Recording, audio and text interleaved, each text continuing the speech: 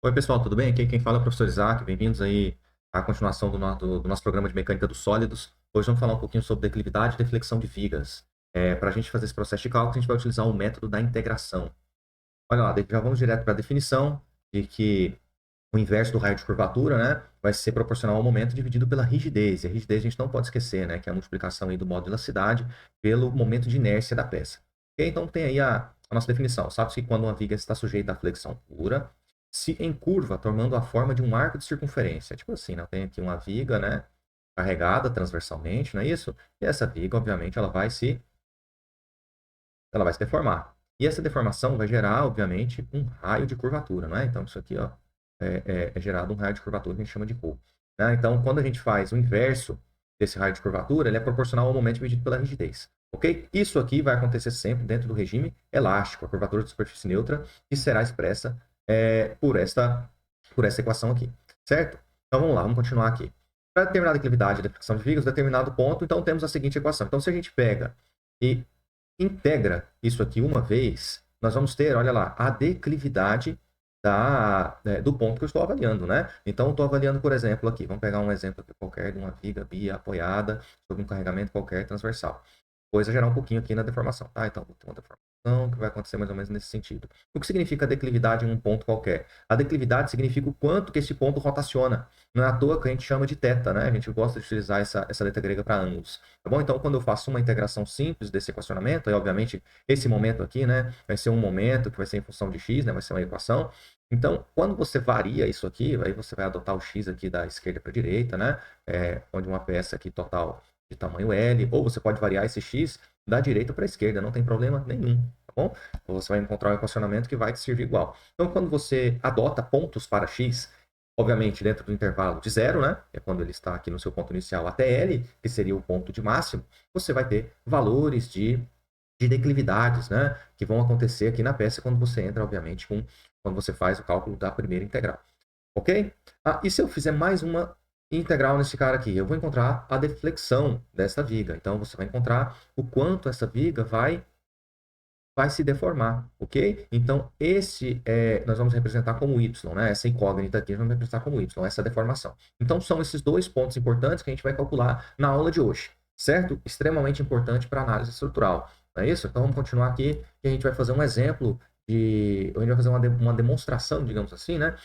Algébrica para a gente chegar num equacionamento. E eu quero que você encare a aula de hoje da seguinte maneira. Este equacionamento que a gente vai propor aqui hoje, ele pode servir para qualquer carregamento, desde que seja dentro dos limites que a gente está estudando, deformação de barras carregadas transversalmente. Ok? Então, eu vou gerar um modelo e lá na frente você vai ter uma tabela. Então, você não vai precisar ficar fazendo isso aqui toda vez, entendeu? É claro que é super importante você saber o processo, né? Como você chegou naqueles dados daquela tabela.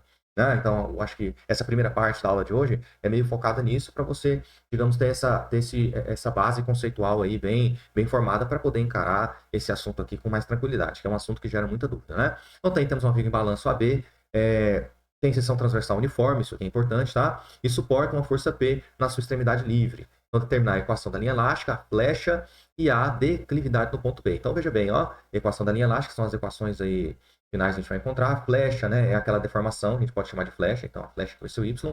E a declividade, que é o θ, né, lá no ponto B. Então, eu quero saber quanto que vai estar a declividade aqui em B. Né, ó, se eu traçar aqui, algo nesse sentido, né, qual que seria essa angulação, né, de que B iria chegar aqui. Não é isso? É mais ou menos isso que a gente vai calcular. E o que seria a flecha? Ó, em relação à minha origem, o quanto que esse cara aqui desceu, né? Se eu estiver avaliando, obviamente, em Y.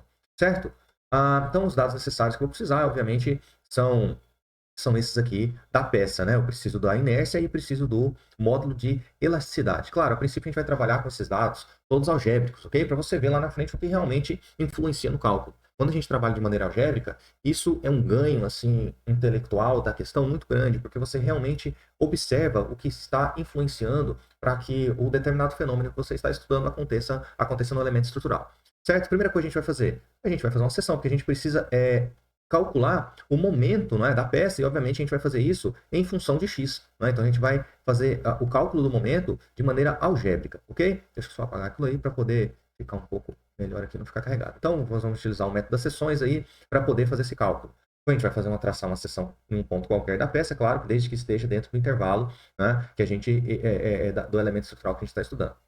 Então, feito a seção, obviamente a gente vai olhar lá para dentro da seção, não é isso? A gente estudou um pouco disso aí nas aulas anteriores. Então, a gente precisa entender qual o momento fletor que está acontecendo internamente à peça. E é isso que interessa para a gente. Então, eu posso fazer a seguinte avaliação. Eu vou avaliar a peça à direita ou à esquerda, né? Isso aqui tanto faz. Eu preferi utilizar aqui uma avaliação mantendo a estrutura à direita.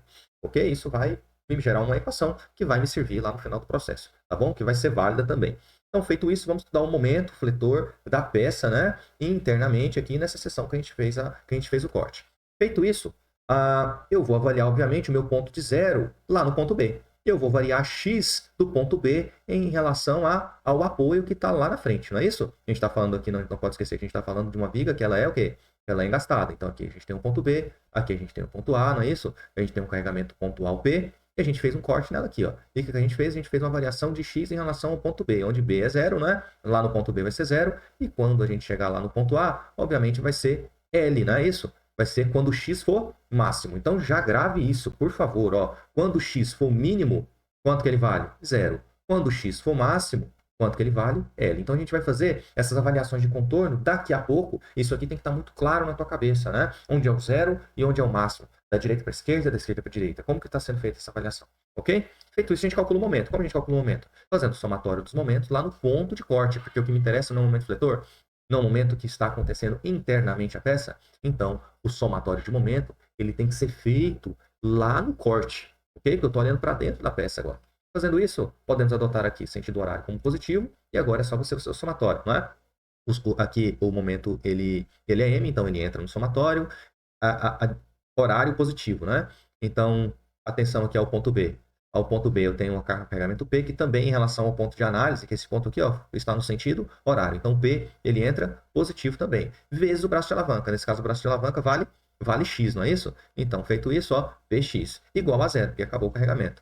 Olha lá, fazendo isso, pegando esse Px que está positivo, tá vendo? Ele está positivo, jogando para o outro lado, ele fica negativo. Então, a gente sabe que o momento, tá vendo? Que agora esse momento aqui ele é em função de X, ó, vai ser quanto? Menos Px. Quer ver? Vamos fazer um cálculo aqui, ó. Quando x for mínimo, quanto que vale o momento? Zero. Então, a gente sabe aqui, ó. E aqui o momento vai ser zero quando x for mínimo. Então, no ponto B, o momento vale zero. Então, nem mexo com nada aqui não, né? E quando o meu x for máximo? O x não vale L? Então, o momento neste ponto aqui vai valer quanto? Vai valer menos P vezes L. Um momento negativo, tá vendo? Ó, como o carregamento ele é pontual, a gente tem um gráfico que é uma reta, não é isso? Ó, e o momento ele é negativo porque eu estou tracionando a face superior da viga, né? Se tiver dúvida, volta nas nossas aulas anteriores lá de gráfico de momento fletor esforço cortante. A gente fala que a gente tem uma aula completa disso aí para vocês relembrarem, tá bom? Feito isso, e agora, o que a gente vai fazer? Ó, o nosso foco, a gente não pode perder o nosso foco, né? Não é ficar desenhando gráfico de momento fletor aqui, não. Qual que é o nosso foco? É calcular a declividade de deflexão. Então, fazendo isso, ó, posso fazer a seguinte avaliação, né? A análise aqui que a gente já fez, a gente já adiantou. Olha lá, quando x for máximo, eu sei que x é igual a L. Não é isso? X é igual a L quando x for máximo, né? E agora? Agora eu posso continuar, eu posso fazer uma seguinte conclusão, ó. Portanto, então, o momento, né? O M que a gente calculou é igual a MA, não, MA vai ser igual a menos PL, foi o que a gente acabou de concluir também. Né? Então, o valor real de MA é no sentido anti-horário, por isso o valor é negativo. E o valor real ele é anti-horário, porque pense comigo aqui, ó, esse carregamento P, ele não tende, ó, atenção, estou falando de ação, tá? Esse carregamento P, ele não vai tender a descer essa viga nesse sentido aqui, ó, no sentido horário, sim ou não? Ele não vai tender a deformar essa viga no sentido horário, não é isso que vai acontecer? Vou ter uma flecha aqui, não é isso? Uma certa deflexão aqui, uma certa declividade aqui em função do ponto que eu estou avaliando? Sim, não é isso que vai acontecer? As ações não fazem isso com a peça? E a reação? O que a reação faz aqui? A reação, no momento A, no ponto A, vai tender a ser anti-horário, para que essa peça ela fique em equilíbrio. Então, esse momento A aqui, ó, ele tem que ser negativo. Perfeito? Então, esse gráfico ele vai ser jogado para cima por conta disso também. Claro, tem toda a avaliação que a parte superior é que estará sob tração, e o meu gráfico de momento fletor ele está do lado onde a peça está sob tração. Mas essa interpretação do momento MA lá no apoio anti-horário é por conta disso, porque as ações fazem com que a peça gire no sentido horário. Então, para que isso fique em equilíbrio, a minha reação vai ser no sentido anti-horário, para que a peça fique estável. Perfeito? Então, o que a gente vai fazer? A gente vai substituir M na equação da linha elástica, porque eu preciso desse cara em função de x. Então, eu vou ter lá o meu momento, que vai ser menos Px, né? Então, eu substituo esse cara lá lá na minha equação da linha elástica. Feito isso, tá lá, ó, m menos px. E agora, o que a gente precisa fazer? A gente precisa integrar. Né? A gente precisa integrar, porque primeiro a gente vai encontrar a declividade, depois a gente vai encontrar a deflexão, que é a flecha, deformação aí na vertical, que é grande parte das análises aí, que a gente interessa a gente calcular isso. Olha lá, fazendo a integral, o que a gente tem? Ó, então, segundo, então ele fica primeiro, né? Assim, só o macetezinho aí, pra você não esquecer. E esse cara aqui, ó, a gente chama ele de θ, perfeito? Para ficar mais fácil nas avaliações. Agora aqui é teoria de integral comum, aqui não tem erro, né? P é constante, E é constante, I é constante, o que eu posso fazer? Posso tirar para fora, né, da integral, jogo para fora da integral. Quem que é a minha variável? Não é o x? Então eu faço a integral de menos x, ou x, eu posso menos jogar lá para fora também, isso aqui não vai ter problema nenhum, tá bom? Olha lá, fazendo isso, o que vai acontecer aqui, ó, quando a gente faz integral de x? Não é x ao quadrado sobre 2? Ao quadrado sobre 2, perfeito. Só que, atenção, temos uma integral e o que a gente precisa levar em consideração aqui? A constante de integração. Não posso esquecer disso, porque senão o meu equacionamento vai ficar errado. Né? Vai ficar errado. Então, outra coisa que foi feita aqui, né? Dessa linha para essa linha aqui de baixo. Ó, EI, a rigidez passou multiplicando. Tá bom? Você pode fazer isso, né? Porque ela é uma constante. Você vai trabalhar com isso aí só lá no final, para substituir os dados, basicamente. Perfeito? Então, o que fica aqui do outro lado? Ó, menos px² sobre 2 mais quem? Mais a constante de integração. E agora, professor, o que eu faço com essa constante de integração? A gente tem que calcular, fazendo uma avaliação dos elementos de contorno da peça, é aquela avaliação que a gente acabou de fazer, quando x for zero, para quando x for mínimo, para quando x for máximo. Então a gente vai substituir esses valores aqui de x, não é isso? E achar o valor da constante de integração, obviamente, em função dos dados básicos do problema, né? Que é em função de carregamento e em função da rigidez da peça. Tranquilo? Então vamos lá, vamos fazer essa avaliação. Então a gente observa que na extremidade fixa A, né, ó, na extremidade fixa A, temos x igual a L, não é isso? Temos x igual a L. Essa avaliação não vai me interessar para quando x for mínimo, porque quando x for mínimo, isso aqui você vai zerar tudo. Então não vai ter sentido, né? Então a gente faz para quando x for L. Então a gente vai substituir no valor de x aqui, né? Quando ele for L. E a gente recalcula isso aqui tudo, isolando quem? Isolando o C, que é a minha integral, que é a minha constante de integração. Tá vendo? Ó? Então, o que a gente pode fazer? E outra avaliação importante, eu não estou falando de um apoio aqui, ó, de uma viga em balanço. Então, qual que é esse tipo de apoio aqui? É um apoio engastado, não é isso? Um apoio engastado, vamos lembrar as características dele. Ele é um apoio de terceiro vínculo, não é isso? Então, eu tenho uma reação aqui na horizontal, eu tenho uma reação na vertical e eu tenho um momento, não é isso? Então, ele não permite movimentação nenhuma nesse apoio. E aí, tudo bem? E aí, tudo bem. Então, qual que é a conclusão que eu quero chegar com isso? Eu quero te falar que, então, se eu tenho essas três situações de reação na horizontal, reação na vertical e o momento acontecendo, então, ele não me permite nenhum tipo de movimentação. Então, eu sei que neste tipo de apoio, a minha declividade vai ser igual a zero. Vocês concordam comigo? Sim, vai ser igual a zero, porque esse tipo de apoio não permite nenhuma movimentação. E para quando eu estou avaliando x no ponto A, que é onde a gente tem este engaste, quanto que vale x? X vale L. Então, quando eu substituir x por L, eu sei que o meu equacionamento vai dar zero. Perfeito? Essa é a avaliação que você precisa fazer. Fazendo isso, o que você vai ter aqui? Ó? Você vai ter P valendo P, obviamente. Aí o x você vai ter que substituir por L, não é isso? Ó, isso aqui vai ser igual a zero. E você vai ter quem? Como incógnita? O C1. Fazendo isso, olha lá o que você vai ter, ó.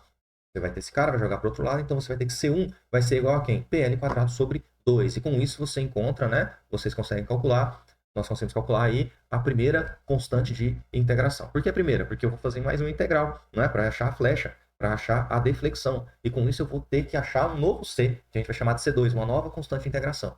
Não é isso? E o processo de avaliação vai ser o mesmo. Por que aqui a gente avaliou no caso da deflexão? Porque eu, obviamente, eu estou fazendo a primeira integral. E a primeira integral é para o cálculo da deflexão. Então, não poderia ser diferente a avaliação. Porque se eu pegasse qualquer outro ponto que não fosse no ponto A, esse cara aqui seria diferente de zero. Então, essa conta aqui, ó, eu teria mais do que uma incógnita. Né? Então, aqui não seria zero. Isso aqui seria igual também a θ. Então, seria alguma coisa aqui mais θ. Sei lá, nesse sentido. Tá bom? Vamos lá. Vamos continuar aqui. Então, temos lá, ó, já temos definido a nossa primeira constante de integração. Então, eu vou substituir ela aqui, ó. Então, a gente tem aqui o nosso equacionamento completo. Não é isso? Que é a declividade, ó lá, vai ser proporcional a toda essa equação aqui, menos px² sobre 2 mais pl² sobre 2.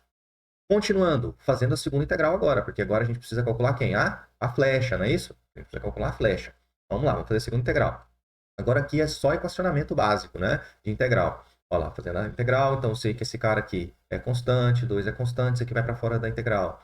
Isso aqui tudo é uma constante, né? Então tudo isso aqui vai para fora da integral, né? Então como que fica a integral de d de x? Vai ser x. Como fica a integral? Novamente x quadrado. X ao cubo sobre 3, né? Então tá aqui, ó. Aí aqui entra toda a, nossa, que gagueira. Aqui entra toda a teoria de integral básica. Da mesma maneira aqui, não é? EI é constante, não é? Então, EI joga para fora, né? Como que fica a integral de d de y por d de x? Vai ser y, não é isso? Então, com isso, a gente tem quem aqui? A gente tem que a nossa flecha já está multiplicada pela rigidez, né? Que vai ser uma constante. Então, fazendo isso, ó, você já tem aqui o equacionamento desenhado. Mas só que quem faltou aqui, ó? Quem faltou aqui? Faltou, obviamente, C2, que é a nossa constante de integração. Tranquilo? Vamos lá, então. O que a gente vai ter que fazer? Uma avaliação muito parecida com o que a gente fez lá para a declividade. Né? Então, observe que na extremidade fixa A, nós temos x igual a L, e x igual a L é aquela avaliação lá que a gente acabou de fazer. Ó. Aqui eu tenho reação na horizontal, reação na vertical e momento. Então, aqui, esse tipo de apoio não vai me permitir nenhum tipo de deformação, nem declividade. Perfeito? Então, ele não vai ter giro, não é? Deste apoio, tá vendo que eu tenho um giro restringido aqui pelo momento. Eu não vou ter nenhum tipo de deformação na vertical nem na horizontal. Então eu sei que para este caso o y também vai ser zero. Y também vai ser zero para quando x for máximo. E x máximo é x igual a L. Então o que a gente vai fazer? A gente vai pegar, voltar nessa equação, não é isso? Ó, voltar na equação, igualar isso aqui tudo a zero, né? Então esse cara aqui ele vai ser zero. Então zero vezes a rigidez zera tudo que está do lado esquerdo, não é isso? E onde for x, a gente substitui por L. Então aqui, ó, tá vendo? Substituo por L. E aqui onde é x ao cubo, eu substituo por L. E agora é só fazer a continha e isolar C2, não é isso? Então aqui vai ficar, ó, menos PL ao cubo sobre 6, mais PL ao cubo sobre 2. Né? Como que é uma estratégia aqui que eu gosto? Ó, o denominador não tem que ser igual para a gente poder fazer a soma direta. Então, quando eu gosto de alterar a fração que não tem o denominador igual. Aí, geralmente, eu faço isso multiplicando por 1. Mas como assim, professor? 1? Se aqui você está me mostrando uma fração de 3 por 3. Sim, 3 por 3. 3 por 3 não é igual a 1? E quando eu multiplico qualquer coisa por 1, eu não altero o valor dela? Sim, mas 1 eu posso escrever de uma maneira diferente. Posso escrever x por x, posso escrever 1000 por 1000, posso escrever 3 por 3. Tudo isso aqui não é igual a 1? Sim, tudo isso é igual a 1, então eu não altero. Por que 3 por 3, então, professor? Pelo seguinte fato, eu observei que aqui é o 6, não é? Então, se eu multiplico 3 vezes 2, eu sei que vai dar? Vai dar 6. Então, foi propositalmente 3 por 3, porque aí os denominadores ficarão iguais, tá? Então, deixa eu apagar ali, que ficou em cima. Então, vai ficar da seguinte maneira, reescrita a minha equação, ó, menos PL ao cubo sobre 6 mais 3PL ao cubo sobre 6. Tá vendo que agora os denominadores são iguais? Então, eu consigo fazer a soma direta, não é isso? Então, fazendo ali, ó, o que a gente vai ter, ó? A gente vai ter que 0 vai ser igual a, ó lá, menos PL ao cubo sobre 3 mais PL ao cubo sobre 3, 2PL ao cubo. Sobre 3 não, sobre 6. 2PL ao cubo sobre 6. Esse cara está positivo, passa para o outro lado, negativo. Portanto, a gente acabou de encontrar a nossa segunda constante de integração. O que a gente faz agora? A gente pega esse cara e substitui, né, lá, completando a nossa equação da linha elástica. Então, com isso, a gente consegue aí mostrar, né, como chegar neste equacionamento. Aqui só um detalhe do jogo de sinal, mais com menos vai dar menos, né? Porque aqui a gente encontrou um valor negativo e aqui ele está positivo, tá vendo? Então aí fica mais com menos dá menos. E agora eu consigo reorganizar essa equação, ok? Para não ficar desenhado dessa maneira aqui. Olha lá, trazendo a equação para cá, a mesma anterior, não só trouxe ela para cá. O que a gente vai ter? Vai ter aqui, né? Aqui faltou o EI, né, pessoal? Aqui, ó, faltou o EI de cá. Ele é multiplicado, né, pela rigidez. Aí esse EI, ele vai passar dividindo, igual foi feito aqui, ó. Aí com isso a gente tem um equacionamento aqui. Pronto, aí é que eu só trabalhei ela, né? Só trabalhei tudo que era P, tá vendo? Ó, tem o P comum nos três termos, joguei para fora, tá vendo? Então ficou P sobre rigidez,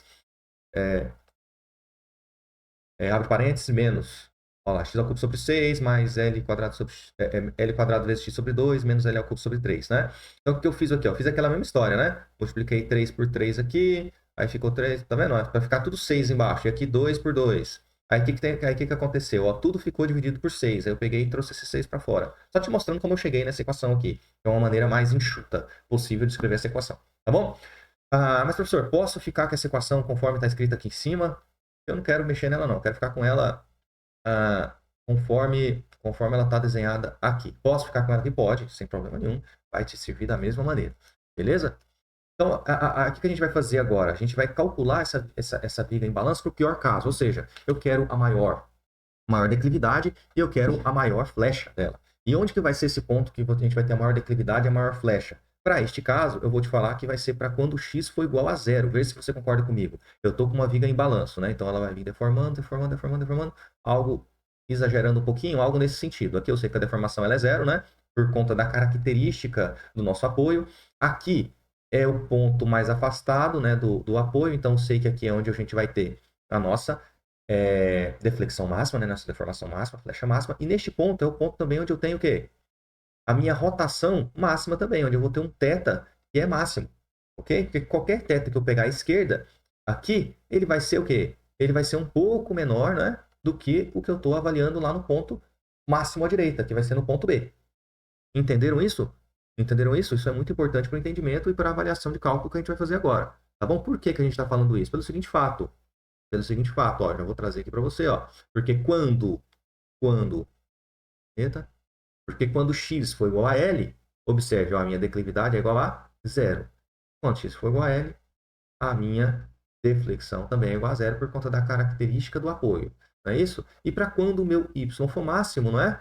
Vai ser x igual a zero. Da mesma maneira que para quando esse cara for máximo, né? A minha deflexão vai ser igual a zero. Então, para o cálculo da deflexão, coloquei aqui, a gente vai priorizar na deflexão nesse cálculo aqui, eu vou substituir x por zero. Então, tudo onde for x aqui, ó, tá vendo? Onde for x, a gente vai substituir por zero. Então, o que vai acontecer com essa primeira e com essa segunda parte da equação? Vai zerar. Com isso, você conclui que o cálculo da deflexão máxima para uma viga, né? Para uma viga em balanço, vai ser menos PL ao cubo sobre 3i. Menos por quê, professor? Pelo seguinte fato, é só uma orientação, tá? E se for para baixo é negativo, se for para cima é positivo. Você pode avaliar isso aqui em módulo, se você souber exatamente para onde vai ser a sua deformação máxima, não tem problema. Ok? Você pode até avaliar isso em módulo. Atenção, mas obviamente você tem que entender como que está se comportando, né, a sua estrutura. Perfeito? Se tiver na dúvida, se tiver carregamento para cima, para baixo, você não sabe para onde vai ser essa deformação, você deixa com o sinal, faz certinho que ele vai te orientar exatamente a direção que está acontecendo essa deformação.